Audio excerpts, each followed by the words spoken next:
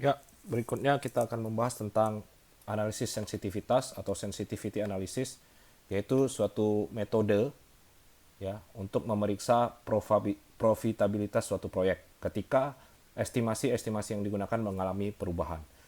Berbeda dengan break-even analysis yang digunakan untuk membandingkan proyek diterima atau tidak, membandingkan dua proyek, sedangkan sensitivitas itu adalah untuk memeriksa profitabilitas suatu proyek. Ya.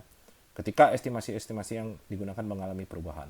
Misalnya, jika biaya per tahun ternyata naik 10% dari yang kita estimasi, yang kita perkirakan, bagaimana dengan profitabilitas proyek? Apakah dia di luar dari target kita atau lebih rendah dari target kita atau malah lebih tinggi dari target kita. Ya. Analisis sensitivitas dilakukan dengan melihat variasi faktor-faktor yang diestimasi. Ya.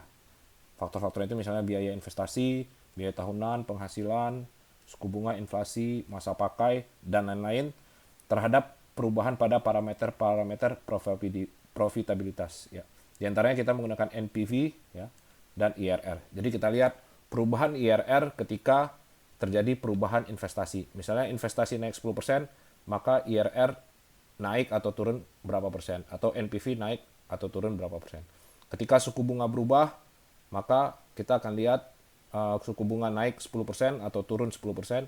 Kita akan lihat NPV dan IRR apakah naik atau turun. Jika naik atau turun, maka seberapa jauh penurunannya atau seberapa jauh kenaikan dari NPV dan IRR.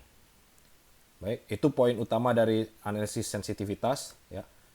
Kita lanjutkan yaitu analisis sensitivitas biasanya kita presentasikan dalam bentuk analisis spider plot ya. Ada istilah spider plot dalam analisis finansial, bentuknya seperti ini ya. Bentuknya seperti ini, spider plot, yaitu suatu grafik yang menggambarkan NPV atau IRR terhadap variasi dari faktor-faktor keekonomian yang diestimasi. Ya, ini salah satu contohnya. Kita hitung perubahan faktornya ketika dia minus 20%, minus 15%, sampai dia plus 20%, maka ketika yang berubah itu adalah kapital, maka NPV-nya ikut berubah. Ketika yang berubah itu adalah pendapatan, maka NPV-nya berubah. Ketika MAR yang kita inginkan berubah, maka NPV-nya juga berubah. Jadi kita bisa lihat di sini, ya, ketika dia di 0 ya, di 0 ini adalah best case acuan kita.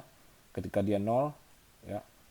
Jadi ketika misalnya yang ini, ya, yang ini adalah annual saving. Ketika annual saving kita estimasi dia di titik ini, namun kenyataannya dia turun sejauh 5%, ya, sejauh 5%, ya, turun dia. Maka NPV kita akan menjadi sekian. Ya. Kalau ternyata estimasi kita nantinya annual saving atau pendapatan kita itu naik 10% di titik ini, ya, maka NPV kita itu juga akan berubah menjadi sekian. Ya. Awalnya perubahan NPV kita itu adalah 0 ketika best case. Bukan 0 di sini, di titik ini. Ya, ketika best case, nilainya di sini. Baik, hanya itu untuk analisis sensitivitas. Kita akan lanjut ke contoh spreadsheet yang kita gunakan.